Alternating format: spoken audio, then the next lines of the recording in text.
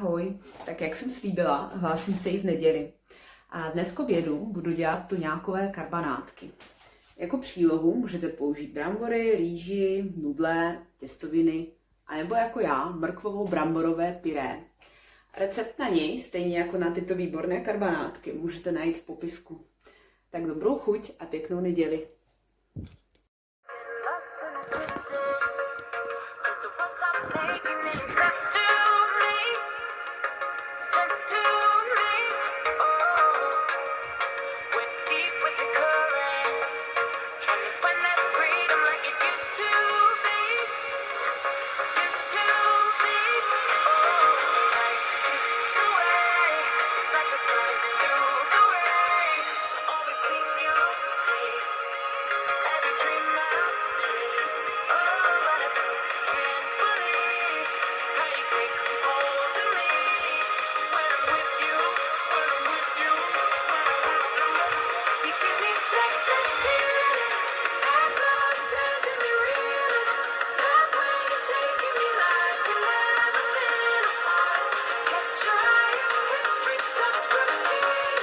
Deep with the current, trying to find that freedom.